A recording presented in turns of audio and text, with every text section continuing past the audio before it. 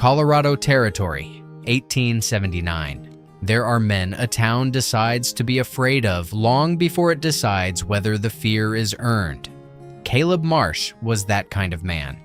32 years old, the only blacksmith for 11 miles in either direction, and the best there was. Every hinge he forged held true. Every horseshoe fit clean on the first try. Every plow blade he mended outlasted the wood it was bolted to. People needed him. Almost nobody spoke to him longer than it took to settle a bill. 4 years earlier, he had been a different kind of talked about. The younger of two Marsh brothers, the quiet one, the one who worked the forge while Daniel ran the family's small horse operation and made friends in every direction a man could make them. Daniel Marsh had been the kind of person a town built its warmth around. Then came the August storm of 1875. Lightning split an old cottonwood near the horse barn at midnight, and by the time anyone reached it, the barn was gone, and Daniel with it. Caleb had been at the forge that night, banking the coals late, working past dark the way he always did. He had not been anywhere near the barn. But grief does strange arithmetic in a small town, and somebody remembered the forge glowing red against the tree line that night, and somebody else remembered Caleb and Daniel arguing that same week over money. And by the time the stories had passed through enough mouths, the town of Timber Fork had quietly decided that the Marsh boy who lived was somehow responsible for the Marsh boy who died. Caleb never corrected it. Not because it was true, but because in the weeks after his brother's funeral, he had not been able to make his mouth form more than the words a blacksmith needs to run a shop. And silence, offered to a town looking for someone to blame, is easily mistaken for guilt. He had spent 4 years being needed and not being known. People brought him their broken things and collected them without meeting his eyes. Mothers walking past his forge would take their children's hands a little tighter. He had gotten very good at working with his head down and going home to an empty house and telling himself it did not matter what people believed because the iron did not lie and the work did not lie, and that would have to be enough. Delphine Sinclair arrived in Timber Fork on a cold October morning with one trunk, a crate of school books, and a letter confirming her position as the town's new school teacher. She was 23, sharp-eyed, with the particular calm of a woman who had decided early in life to trust what she observed over what she was told. Within her first week, half the town had found some occasion to mention Caleb Marsh to her, always in the same tone, always with the same shape. Good with iron. Keep your distance. Something happened with his brother. Best not to ask. She noted the warnings. She did not immediately believe them because she had also noticed something the warnings never mentioned, that the schoolhouse's broken stove flue had been quietly repaired within 2 days of her writing a supply request to the town council, with no bill attached and no name given, and that the fix bore the unmistakable clean-lined competence of a trained smith's hand. Her first real errand to the forge came in November, when the schoolhouse bell, cracked at the yoke since before her arrival, needed proper repair before the first hard freeze made travel difficult. She found Caleb at his anvil, shirt sleeves rolled despite the cold, shaping a strap hinge with the unhurried precision of a man who measured his worth in whether a joint held. Mr. Marsh. He looked up. Whatever expression he wore for new people, she couldn't quite read it. Polite, careful, the look of a man bracing without appearing to. Miss Sinclair, schoolhouse bell yoke's cracked. I was told you're the one to ask. I can look at it Thursday, he said. Thursday's fine. She glanced around the forge, tools racked with the precision of a man who never had to search for anything. The coals banked low and even. You built this rack yourself? Yes. It's very well organized. An observation, not flattery. He looked at her a moment longer than the sentence required, then back at his work. Thursday, he said again, and she left. He fixed the bell yoke in 20 minutes and found, while he was there, that the belfry's supporting beam had begun to soften at one corner. Not an emergency, but the kind of thing that would become one by spring. He fixed that too, without mentioning it until she asked why he'd stayed longer than the job required. It needed it, he said. Would have failed by March. She began to notice, the way a school teacher notices patterns because noticing patterns is the whole of her trade, that small things around town requiring Caleb's attention seemed to arrive at consistent, almost deliberate intervals whenever she happened to need his help with something of her own. A loose porch step at the boarding house, a door hinge, a stove grate. She did not think at first that this meant anything beyond a well-run town. It was Martha Coyle at the Mercantile who finally said, not unkindly, "Honey, that man hasn't fixed something for free in 4 years that wasn't for you." Delphine turned that over for a long time. She had also by then spent enough Thursday afternoons at the forge to have formed her own opinion of Caleb Marsh. Quiet, exact, patient with the town's children when they wandered too near the sparks, gentle enough with a spooked horse that ranchers who wouldn't say 2 words to him still brought him their most difficult animals. None of it matched the story the town told about the night of the fire. She began, carefully, to ask questions, not of Caleb, who she suspected would simply go quiet the way he went quiet about everything that mattered, but of the older residents who remembered that August clearly enough to remember it accurately. What she found troubled her. Sheriff Otis Vane, retired now but still sharp, told her plainly that Caleb had been at the forge the entire night in question. 3 separate townsfolk had seen the glow from the road at different hours, which was exactly why people assumed wrongly that the forge itself had somehow started the barn fire, when the actual cause, recorded in Vane's own original report and promptly forgotten by everyone except Vane, was a lightning strike on the old cottonwood, witnessed by no one but concluded beyond doubt by the scorch pattern on the tree itself. "I wrote it down clear as day," Vane told her. "Nobody wanted to read it. Grief needs somewhere to go, and the boy who lived was standing right there holding a hammer." The town's harvest social came in late October, the kind of gathering Timber Fork had held every year since its founding, food tables and a fiddle, and the particular noise of a community reminding itself it was one. Caleb came, as he did most years, to help set the plank tables, and then found a reason to be near the edge of things rather than the middle of them.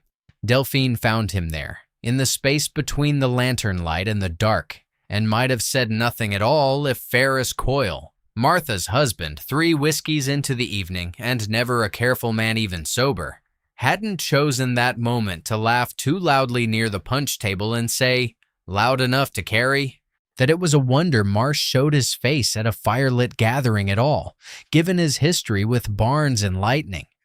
A few people laughed, the uncomfortable laugh of people who know a joke has gone somewhere it shouldn't and don't know how to stop it. Caleb's jaw went tight. He said nothing. He never said anything, and that was exactly the problem. And Delphine understood in that moment, watching him absorb it the way he absorbed everything, that 4 years of silence had convinced an entire town that silence meant guilt. She crossed the yard and stood beside him, and the crowd's attention, already half turned toward the joke, turned fully toward her instead. "I've had 2 months to watch this man," she said, her voice pitched to carry the way a school teacher's voice is trained to carry across a room of children who need to hear her once.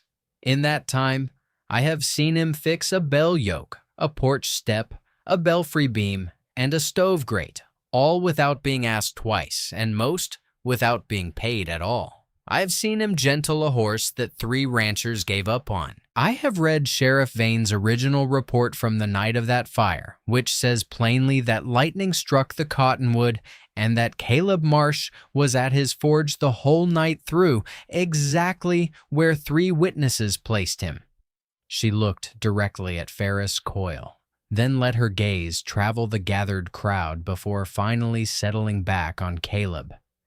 The only thing this man has ever set alight is the iron he shapes to keep this town standing upright. And I think, in 4 years, the only person who's ever actually punished him for a fire he didn't start is himself, because the rest of you were too comfortable with a villain to go looking for the truth. The yard went silent, in the particular way a crowd goes silent when it has been told something it already half knew and had simply chosen not to examine. Caleb looked at her. He had built things his entire adult life understood by their joints and their loads and their tolerances, and he did not in that moment have a framework for what was happening in his chest, only that something that had been welded shut for 4 years had just been struck. Once, precisely, in exactly the place it needed striking. I want to stop here a moment because this is the scene I keep coming back to. Not a grand declaration between 2 people in private, but a woman standing in front of an entire town and saying, plainly, the thing everyone had been too comfortable to say themselves. It cost her something to say it. She was new in town, dependent on that same community's goodwill for her position, and she said it anyway, because she had decided that being right mattered more than being liked. This is the 2nd story we've told on this channel, and if it's finding you tonight, I'd be glad to have you stay. Hit subscribe if you'd like more evenings like this one, and tell me in the comments where in the world you're listening from. I like knowing how far these stories travel. Now, let's get back to Timber Fork, because saying the truth out loud in front of a town doesn't undo 4 years of silence in a single evening, and Caleb Marsh has some deciding of his own left to do.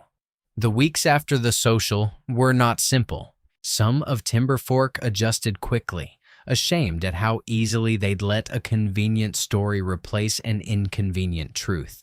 Others, Ferris Coyle chief among them, dug in with the particular stubbornness of a man who has told a joke too many times to admit it was cruel, and spent the following weeks making pointed remarks about outsiders who thought 2 months qualified them to lecture a town on its own history. Caleb, for his part, did not know what to do with being seen. 4 years of being needed and not known had built its own kind of shelter. And shelters, once you have lived in one long enough, are hard to walk out of, even when the door stands open. He came to the schoolhouse the week after the social to fix a window latch nobody had reported broken, and found Delphine grading papers at her desk in the late light. "Latch is fine," she said without looking up, "but you're welcome to look at it anyway." He stood in the doorway a moment. "What you said Saturday was true," she said. "I don't say things I haven't checked. You didn't have to say it in front of everybody." "No," she agreed. "I could have said it quietly to you alone, and you'd have thanked me politely and gone back to letting the whole town believe what it wanted. I said it where it would cost something because that's the only kind of truth that actually moves anything." She set down her pen. "You've been punishing yourself for 4 years for a lightning strike, Mr. Marsh. I'd like to know how much longer you intend to keep doing that." He didn't have an answer. She didn't press for one. She went back to her grading, and he fixed the latch that wasn't broken, and stayed longer than the job required. And neither of them mentioned it. The trouble that followed did not come from Caleb at all, but from Ferris Coyle's wounded pride, which found its outlet in the ugliest way small towns have available to them, A rumor deliberately seeded that the school teacher's defense of Marsh went well beyond professional gratitude, that perhaps Miss Sinclair's judgment on the matter wasn't to be trusted, given how much time she'd spent alone at his forge, unchaperoned, week after week. It was a cruel and calculated thing to say, aimed less at Caleb than at Delphine's standing as an unmarried schoolteacher in a town that held its teachers to standards it didn't apply to itself. The school board, 3 men, one of them Coyle's cousin, called an informal meeting to discuss whether Miss Sinclair's conduct required review. Caleb heard about it from Martha Coyle, mortified at her own husband's pettiness, and did something he had not done in 4 years. He showed up somewhere he had not been asked to be. He stood at the back of the schoolhouse meeting, hat in his hands, and when the board chairman finished delivering a carefully vague statement about appearances that reflect on the institution, Caleb spoke, for the first time in 4 years, at length, in front of more than one person at a time. "I'll tell you what actually happened at my forge," he said. "She came for a bell yoke in November. I fixed it in 20 minutes. Everything after that was town business. A beam, a porch step, a grate. The kind of thing I've fixed for half the families in this room without anybody calling a meeting about it.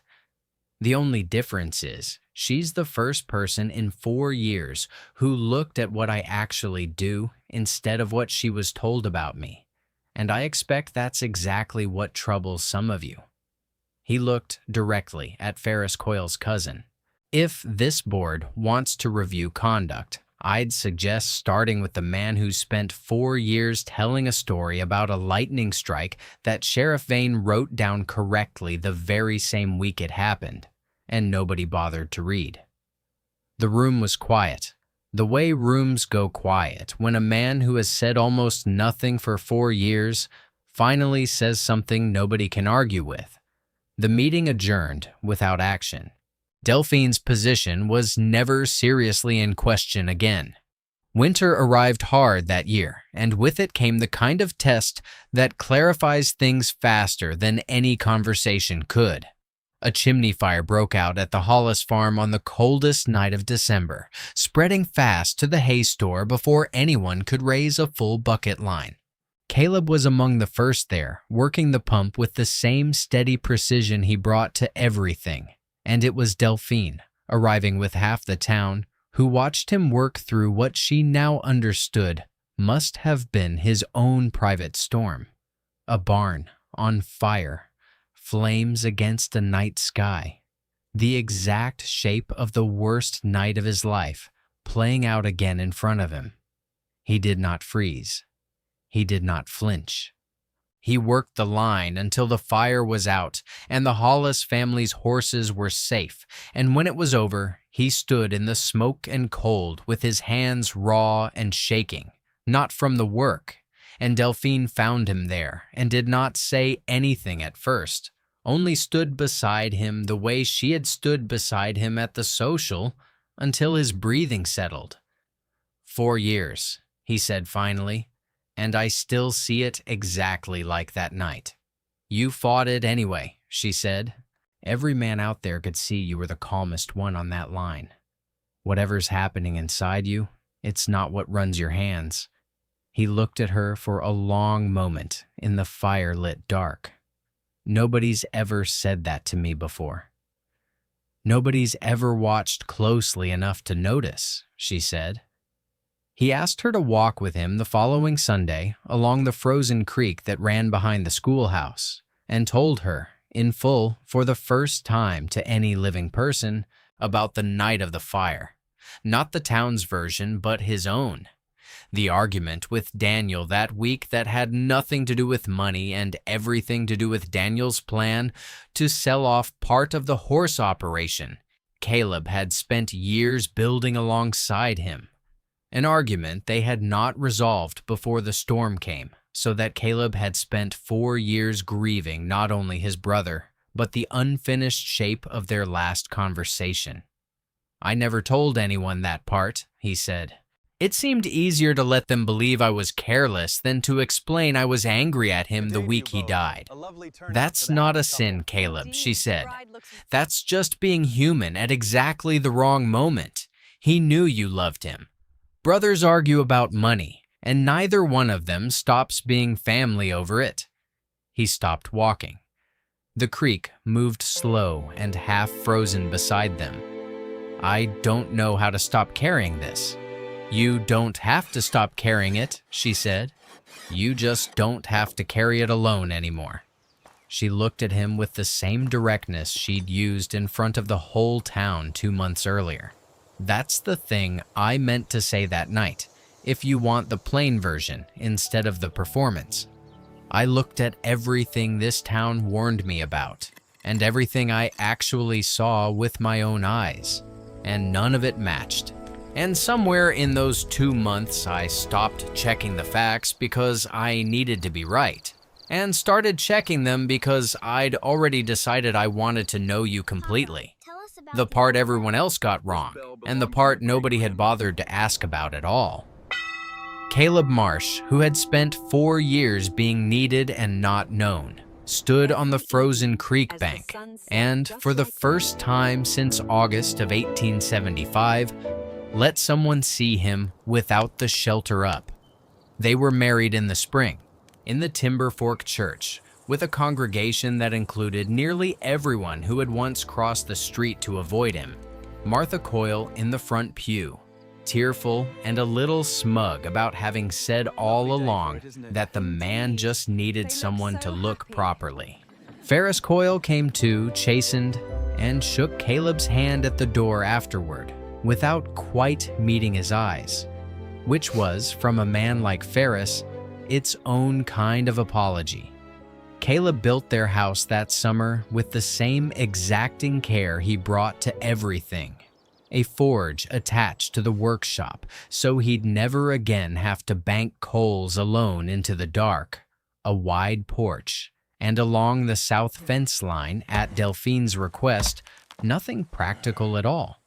A run of wildflowers that served no purpose except being beautiful, which Caleb tended every spring for the rest of his life with the same precision he gave to iron, because he had learned finally that some things are worth building even when they don't hold weight or turn a profit.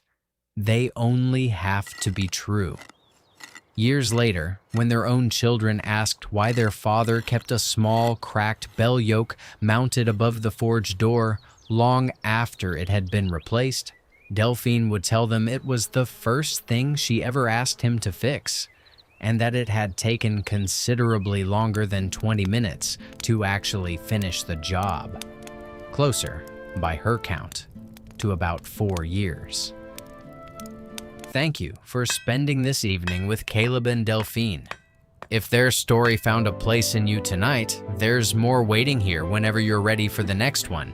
Until then, go easy on the people your town warned you about. Sometimes they're just waiting for somebody to ask the right question.